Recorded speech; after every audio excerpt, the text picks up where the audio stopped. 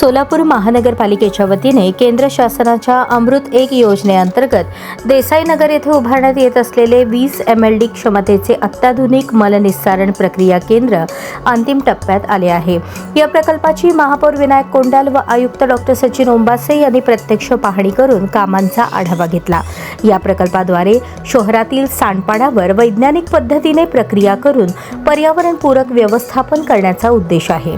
मलनिस्सारण केंद्रातील सांडपाण्यावर प्रक्रिया करण्यासाठी आवश्यक असलेल्या टाक्या, प्रायमरी सेंट्रिफ्यूज युनिट, क्लोरीन युनिट आणि ब्लोअर रूम आदी महत्त्वाची कामे मक्तेदार दास ऑफशोर यांच्या माध्यमातून पूर्ण करण्यात आली आहेत। तसेच सांडपाणी उचलण्यासाठी आवश्यक असलेले पंप हाऊस व वीज यंत्रणेचे कामही जवळपास पूर्ण झाले आहे। या अंतर्गत transformer, diesel generator, mechanic screen, electric crane आणि HD पॅनल यांसारख्या यंत्रणांची उभारणी मक्तेदार सुहास इलेक्ट्रिकल यांच्या मार्फत करण्यात आली आहे।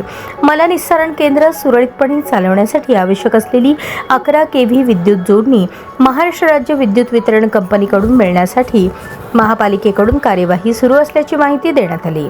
या पाहणीवेळी अतिरिक्त आयुक्त संदीप कारंजे, नगरसेवक शिवाजी वाघमोडे, व्यंकटेश कोंडी, सिद्धेश्वर कमटम, सात्विक बडवे यांच्यासह सार्वजनिक आरोग्य अभियंता व्यंकटेश चौबे, सहाय्यक अभियंता नितीन अंबिगार, रामचंद्र पेंटर, झोन अधिकारी नंदकुमार जगदाणी उपस्थित होते।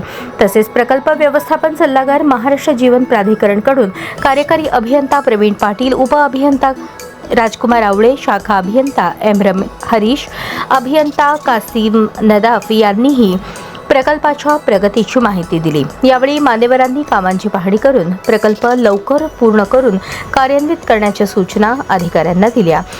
प्रकल्प पूर्ण झाल्यानंतर शहरातील सांडपाण्याचे शास्त्रोक्त व्यवस्थापन होऊन पर्यावरण संवर्धनासह नागरिकांना मोठा फायदा होणार असल्याचा विश्वास व्यक्त करण्यात आला।